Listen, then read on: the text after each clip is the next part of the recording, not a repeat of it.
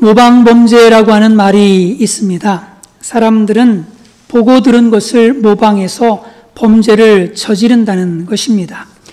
부산의 어떤 고등학교에서 끔찍한 살인사건이 벌어졌습니다. 당시 고등학교 1학년이었던 김모군이 수업 도중에 같은 반 친구인 박모군을 칼로 찔러서 살해한 사건입니다. 김군은 다른 학생들과 선생님들이 지켜보는 가운데 박군의 어깨와 등을 두 차례 칼로 찔렀습니다. 박군은 급히 병원으로 옮겨졌지만 곧 숨을 거두고 말았습니다. 김군은 경찰의 조사를 받으면서 평소 박군으로부터 괴롭힘을 당했기 때문에 범죄를 저질렀다고 그렇게 진술을 했습니다. 당시 김군은 2주간 학교를 결석을 했는데 그 결석하는 동안에 친구라고 하는 영화 다 아시죠? 그 영화를 40여 차례나 돌려보았다고 합니다. 그 영화에 보게 되어지면 유호성이 조직원들에게 칼 쓰는 방법을 알려주거나 실제 칼을 사용해서 사람을 살해하는 장면도 나옵니다. 당시 박군도 이런 장면을 반복적으로 시청하면서 자연스럽게 살인 방법을 배웠던 것입니다. 베르테르 효과라는 말이 있습니다. 독일의 문호 괴테가 쓴 젊은 베르테르의 슬픔에서 유래한 말입니다. 당시 유럽에서는 베르테르의 옷차림인 푸른색 코트와 노란 조끼가 유행을 했고 베르테르를 모방한 자살도 끊임없이 발생했다고 합니다. 우리나라에서도 유명인의 자살 뉴스가 보도가 되면 다른 때에 비해서 자살률이 2배에서 3배 정도 증가한다고 합니다. 오래된 얘기긴 하지만 배우 이은지 씨가 목을 매 자살하는 사건이 있었는데 이 이후에 목을 메고 자살하는 사람의 비율이 50%에서 80%로 증가를 했다고 합니다. 배우 안재환 씨도 자살을 했는데 번개탄을 피워놓고 자살을 했습니다. 이 보도가 나간 이후로 번개탄을 이용한 자살 건수는 기존에 비해서 28배나 증가를 했습니다. 이처럼 사람들은 배웁니다. 왜냐하면 보고 듣는 것으로 배움이 시작되기 때문입니다. 여러분은 한 주간 살아오면서 무엇을 보고 무엇을 들으며 사셨습니까? 여러분이 보고 여러분이 듣고 하면서 여러분들은 원하든 원하지 않든 여러분은 학습을 하신 것입니다.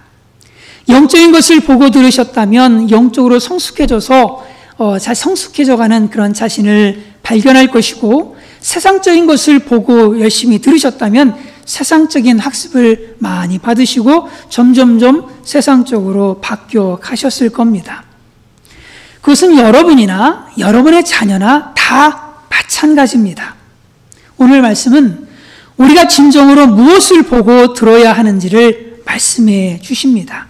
1절 말씀을 같이 한번 읽어보겠습니다. 시작. 엿새 후에 예수께서 베드로와 야고보와 그 형제 요한을 데리시고 따로 높은 산에 올라가셨더니 오늘 말씀은 엿새 후에라고 하는 말씀으로 시작이 됩니다. 여기서 이 엿새 후란 예수님께서 제자들에게 자신의 고난과 죽음에 대해서 말씀하신 그것을 가르쳐 주신 바로 엿새 후를 가리킵니다. 그것이 어떤 것이었는가 하면은 예수 그리스도께서 자기가 예루살렘에 올라가 장로들과 대제사장들과 서기관들에게 많은 고난을 받고 죽임을 당하고 제3일에 살아나야 할 것을 제자들에게 가르치신 바로 그 6일 후입니다. 이 말씀을 들었던 그 제자들의 마음, 그 마음이 어떠했을까요? 아마도 심히 무겁고도 답답했을 겁니다. 지금까지 예수님을 그리스도로 믿고 그렇게 따라왔는데 예수님께서 고난당하시고 죽임당하신다니 얼마나 마음에 두려움이 밀려왔겠습니까? 이로 인해 제자들은 그 제자의 삶을 계속해서 살아가야 될 것인가 아니면 되돌아가야 될 것인가 심각하게 고민하는 사람들도 있었을 것입니다. 이런 고민에 휩싸인 바로 6일, 그 6일 후에 예수님께서 제자들 3명만을 데리고 높은 산으로 올라가셨습니다. 그리고는 그들 앞에서 짜잔 하고 변형이 되신 거예요. 같이 읽어보겠습니다. 시작. 그들 앞에서 변형되사 그 얼굴이 해같이 빛나며 옷이 빛과 같이 희어졌더라. 자신의 본래의 모습을 보여주셨습니다. 자신이 얼마나 영광스러운가 그 본체를 보여주셨어요. 이 모습은 평소의 예수님의 모습과는 완전히 다른 모습이었습니다. 평소 예수님의 모습은 제자들의 모습과 별반 차이가 없었습니다. 왜냐하면 하나님의 아들이 사람처럼 되셨기 때문입니다. 빌립보서 2장 7절을 같이 읽습니다. 시작.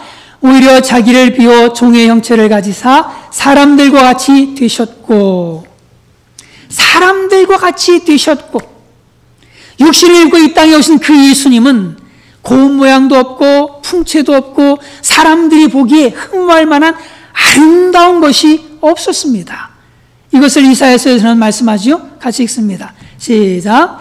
그는 주 앞에서 자라나기를 연한 순 같고 마른 땅에서 나온 뿌리 같아서 고운 모양도 없고 풍채도 없은즉 우리가 보기에 흠모할 만한 아름다운 것이 없도다. 그러니 예수님이 그리스도이시기는 하지만 예수님의 모습은 정말 평범하게 그지없었던 겁니다. 그래서 그들은 예수님을 친구처럼 그냥 마냥 다정하고 푸근하게 그냥 그렇게 여겼던 겁니다. 그런데 지금 제자들의 눈앞에 변형되신 그 예수님의 모습은 평상시 그들이 보았던 예수님의 모습과는 완전히 다른 모습이었습니다. 예수님의 그 얼굴이 얼마나 그냥 강한 빛이 그냥 확 쏟아져 나왔는지 마치 태양빛이 강렬하게 비칠 때 눈을 뜰 수 없는 것처럼 그렇게 빛이 그냥 예수님으로부터 확 나온 겁니다. 그 예수님의 옷이 얼마나 휘어졌는지 세상에서 빨래하는 자가 도저히 그렇게 빨래를 할 수 없을 정도로 그냥 새하얗게 바뀌어버린 겁니다. 빌립보서에서는 이 예수님에 대해서 이렇게 말씀하십니다. 같이 읽습니다. 시작. 그는 근본 하나님의 본체시나 하나님과 동등됨을 취할 것으로 여기지 아니하시고 그는 근본 하나님의 본체시나 이렇게 말씀하죠. 하나님의 본체다. 그가 근본 하나님이시다. 이렇게 말씀하고 있는 거예요. 예수님의 본래의 모습은 2000년 전에 이 땅에 태어난 초라한 한 인간이 아니라 천지 만물을 창조할 때부터 성부 하나님과 함께 계셨던 그 성자 하나님이셨습니다. 이 본체를 요한계시록은 이렇게 기록하고 있습니다. 촛대 사이에 인자 같은 이가 발에 끌리는 옷을 입고 가슴에 금띠를 띠고, 예수님께서 입으신 그 옷은 이 세상의 의복이 아니라 하늘의 복장이었습니다. 그의 머리와 털의 해기가 흰 양털 같고 눈 같으며 그의 눈은 불꽃 같고 그의 발은 풀무불에 단련한 빛난 주석 같고 그의 음성은 많은 물소리와 같으며, 그리고 그 예수님의 얼굴은요, 이 세상 사람의 얼굴이 아니라 하나님의 아들의 얼굴이었어요. 그의 오른손에 7별이 있고 그의 입에서 좌우에 날선검이 나오고 그 얼굴은 해가 힘있게 비추는 것 같더라. 그 본체가 하나님이신 예수님께서 2000년 전에 이 땅에 육신을 입으시고 오신 것은 다만 죄를 인해서 지옥불못으로 들어갈 우리 영혼을 구원하시기 위해서 잠시 육신을 입으신 것 뿐이었습니다. 그러면 예수님은 왜 이 시점에서 이처럼 영광스러운 자신의 그 본래의 모습을 제자들에게 보여주었던 것일까? 그것은 제자들에게요, 부활의 소망을 심어주시기 위함이었습니다. 비록 이 땅에서는 세상의 권세자들에게 고난을 당하고 주와 복음을 위해서 목숨을 내놓는 삶을 살고 있지만 결국 예수님처럼 영광스러운 부활에 이르게 될 것을 미리 보여주신 겁니다. 그래서 고난으로 인해서 힘들어도 끝까지 이 부활의 소망 속에 살아라. 이 부활의 소망을 끝까지 붙들고 끝까지 믿음을 지켜라. 믿음으로 살아라. 이렇게 격려하고자 하신 것이죠. 실제로 우리는 예수님처럼 부활하게 될 것입니다. 요한 1서는 이렇게 말씀합니다. 같이 읽습니다. 시작. 사랑하는 자들아, 우리가 지금은 하나님의 자녀라. 장래에 어떻게 될지는 아직 나타나지 아니하였으나 그가 나타나시면 우리가 그와 같을 줄을 아는 것은 그의 참모습을 그대로 볼 것이기 때문이니, 그가 나타나시면 우리가 그와 같을 줄을 아는 것은, 우리는요 예수님의 그 참모습 그대로 볼 것이고, 그리고 우리도 그 예수님과 같은 모습으로 부활할 것입니다. 성경은 우리에게 그렇게 말씀해주고 있는 거예요. 그러므로 우리가 날마다 보고 또 보아야 할 것은 초라한 육신을 입고 오신 그 예수님이 아니라 부활하신 예수님의 모습입니다. 그 예수님을 보면서 나도 예수님처럼 부활할 거야, 나도 예수님처럼 영광스럽게 될 거야, 이 부활의 소망 속에 살아야 합니다.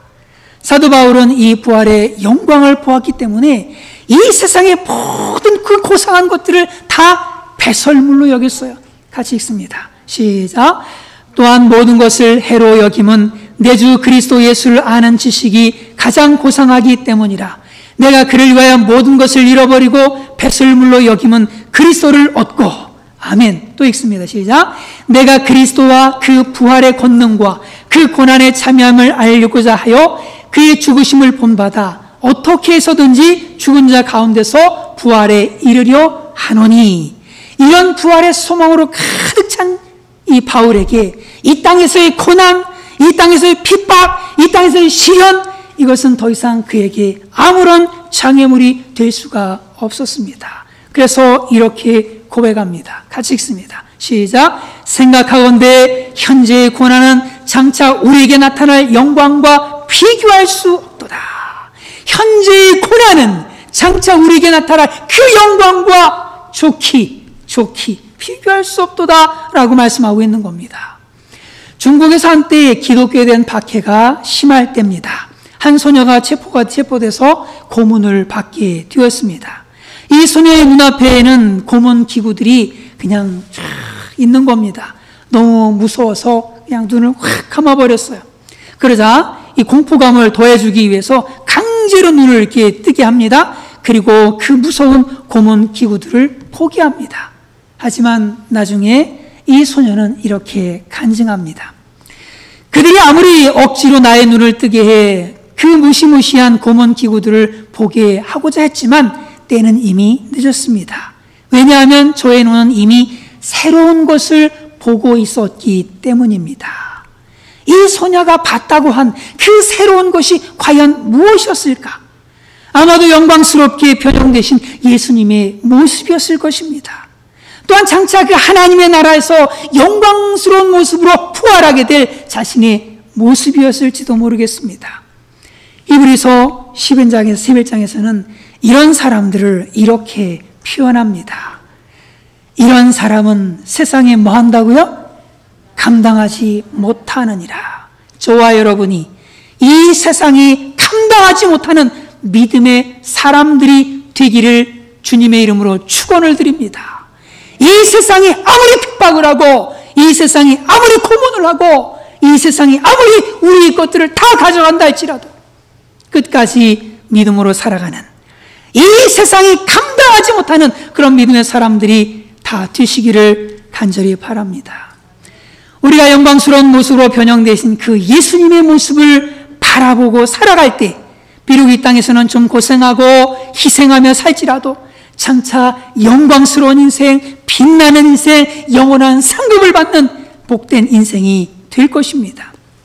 비록 이 땅에서는 자기를 희생하고 주와 복음을 위해서 십자가를 지는 삶을 살지만 예수님께서는 반드시 그 인생을 영광스럽게 하실 것입니다.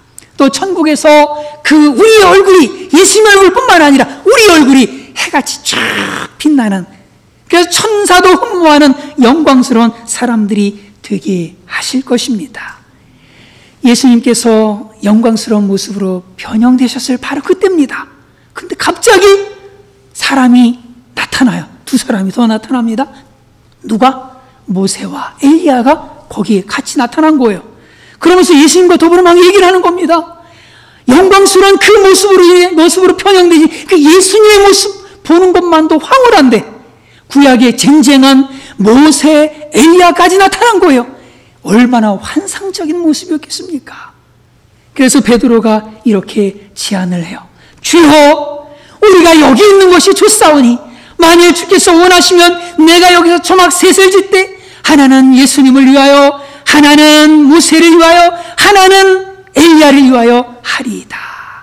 주여, 우리가 여기 있는 것이 좋사오니, 여기 있는 것이 좋사오니. 여기는 어떤 곳입니까? 여기는 문제 많은 사람들이 기다리고 있는 산 아래가 아니었어요. 산 아래가 아니었습니다. 베드로는 더 이상 저 산 밑으로 내려가고 싶지 않았어요. 그래서 주여, 여기 있는 것이 좋사오니 이렇게 얘기하고 있는 겁니다. 그런데 바로 그때 또 신비한 일이 또 일어났어요. 같이 읽습니다. 시작. 말할 때 후련히 빛난 구름이 그들을 덮으며 구름 속에서 소리가 나서 이르되 이는 내 사랑하는 아들이요 내 기뻐하는 자니 너희는 그의 말을 들으라 하시는지라. 베드로의 제안이 미처 끝나기 전에 성부 하나님께서 호련히 빛난 구름 속에서 말씀하시는 거예요. 뭐라고요? 이는 내 사랑하는 아들이요 내 기뻐하는 자니 너희는 그의 말을 들으라. 여기서 그의 말은 누구의 말이에요? 예수님의 말, 하나님의 아들 예수 그리스도의 그 말씀, 예수님의 말을 들으라는 거예요. 이 말씀을 볼 때요, 왜 예수님께서 제자들 앞에서 변형되셨는지, 왜 그들 앞에 모세와 엘리야가 나타났는지, 왜 성부 하나님께서 빛난 구름으로 그 임재를 보이셨는지 이것이 분명해집니다. 그것은 제자들로 하여금 하나님의 아들이신 예수님의 말씀을 듣도록 하기 위함이었습니다. 어떤 말씀이요? 예수님께서 하신 말씀인데 어떤 말씀이냐면 제자들이 듣기 싫어하는 말씀이었어요. 그 뭐냐면 예수님이 고난받으시고 죽으신다는 바로 그 말씀, 그 말씀을 듣도록 하기 위해서 이렇게 나타나셨던 것이죠. 제자들은 예수님이 고난받으시고 죽으신다니 너무너무 그 말을 감당하기 힘이 들었어요. 그래서 베드로가 옆에서 예수님을 붙들면서 예수님 안 됩니다. 예수님 안 됩니다. 그렇게 부탁할 정도로, 그러다가 사탄 소리까지 듣잖아요. 제자들이 모두가 다 마찬가지로 베드로가 똑같은 마음이었어요. 예수님 고난 받으시면 안 되고요. 예수님 죽으시면 절대로 안 됩니다. 도대체 왜 제자들은 예수님이 그토록 그렇게 고난 받으시고 십자가 박에 죽으시는 것, 이 말씀 듣기를 왜 그렇게 싫어했던 것일까?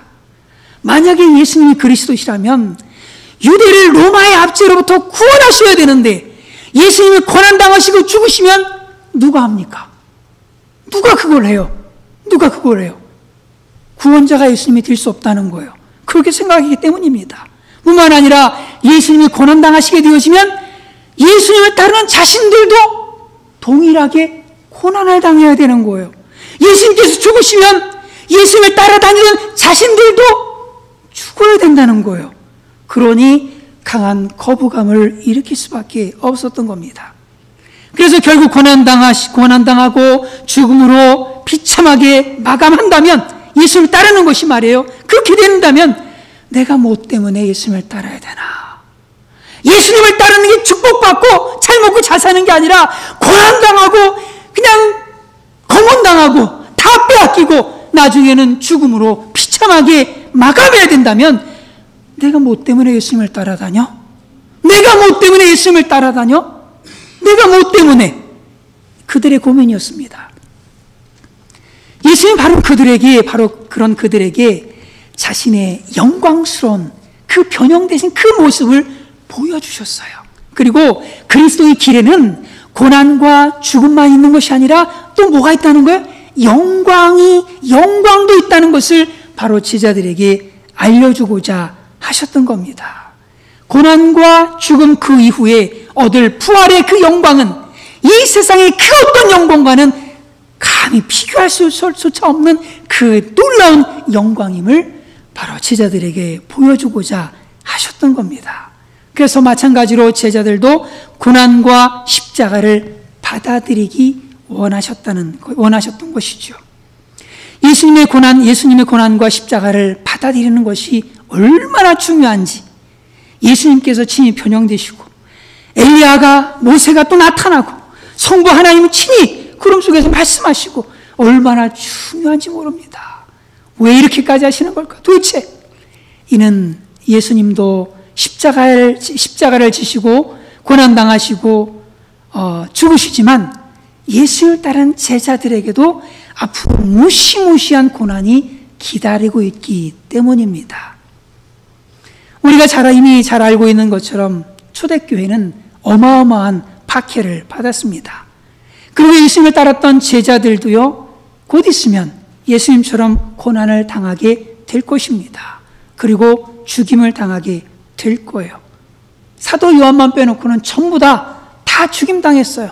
참수를 당하고 사지가 찢겨 죽고 십자가에 거꾸로 매달려 죽고 다 죽었어요. 다. 얼마나 그들이 다니면서 고난을 받았는지 모릅니다. 이런 그들에게 고난 뒤에 맞이하게 될 그 부활의 영광을 보여주심으로 그들이 그 고난을 넉넉히 감당할 수 있도록 하게 하기 위해서 우리 예수님께서 자신의 그 변형된 모습을 보여주신 겁니다. 이 말씀은 현대를 살아가는 저와 여러분 또한 가슴 깊이 새기고 굳게 붙들어야 할 말씀입니다. 왜냐하면 우리는 지금 마지막 시대를 살아가고 있기 때문입니다. 멀지 않았습니다. 여러분들에게는 박해가 올 것입니다. 여러분들에게는 고난이 올 것입니다. 여러분들에게는 굶주림이 올 거예요. 여러분들에게는 죽음이 기다리고 있습니다. 자연사가 아니에요. 누군가에 의해서 잔인하게 죽임을 당하는 그런 순간이 여러분을 기다리고 있습니다. 앞으로 10년이 될지 20년이 될지 100년이 될지 잘 모르겠어요. 그러나 마지막 시대를 살아가고 있습니다. 한 예로 온 천지에 동성애가 만연한 가운데 있습니다. 국가에서도 동성애를 법으로 인정하고 있어요. 일부 교단에서도 동성애를 인정하고 있습니다. 이런 시대의 흐름에 반대하는 사람들이 언제나 고난과 죽임을 당했던 것처럼 오직 성경을 기준으로 살고 시대의 흐름을 따라가지 않는 진짜 예수님의 제자로 살아가려고 하는 사람들은 이제 박해의 대상이 될 것입니다. 여러분의 가족이 죽임을 당할 것이고 여러분의 재산은 다 빼앗길 겁니다. 여러분은 육체적, 정신적 학대를 받을 것이며 결국에는 죽임을 당할 것입니다. 그러나 그 고난을 두려워하지 마십시오. 장차 우리가 받을 영광에 비하면 잠깐 육신을 입고 있는 동안에 받는 그 고난은 아무것도 아닙니다. 눈을 들어 부활하신 그 예수님의 얼굴을 보십시오. 예수님께서 비록 우리 죄 때문에 고난당하시고 죽으시지만 지금은 부활하셔서 하나님 보좌 우편에 계십니다. 우리가 이 땅에서 예수님을 제대로 믿는다는 것 때문에 잠깐 고난을 받을 수는 있겠지만 우리가 맞이할 그 부활의 영광에 비한다면 결코 비교할 것이 못 됩니다. 변호산에서 예수님의 영광스러운 모습을 보았던 베드로가 이렇게 증언합니다. 같이 읽습니다. 시작. 오히려 너희가 그리스도의 고난에 참여하는 것으로 즐거워하라. 이는 그의 영광을 나타나실 때 너희로 즐거워하고 기뻐하게 하려 함이라. 아멘. 영광스러운 예수님의 모습은 예수님을 따르는 우리 인생이 결코 비참하게 끝나지 않을 것을 보여줍니다. 영광스러운 그 예수님의 모습은 예수님을 따르는 우리의 인생이 결코 실패로 끝나지 않을 것을 말해줍니다. 영광스러운 그 예수님의 모습은 우리 앞에 닥쳐온 고난이 결코 우리를 망하게 할 수 없음을 보여줍니다. 예수님의 그 영광스러운 그 모습은 죽음조차도 우리를 결코 넘어뜨릴 수 없음을 보여줍니다. 사랑하는 여러분, 눈을 뜨십시오. 날마다 눈을 들어서 부활하신 그 예수님을 보십시오. 그리고 예수님의 그 부활을 소망하십시오. 우리의 부활을 소망하십시오. 우리 하나님은 예수님 때문에 고난받는 저와 여러분들에게 하나님 나라를 주시기를 전혀 부끄러워하지 아니하시고 오히려 기뻐하십니다.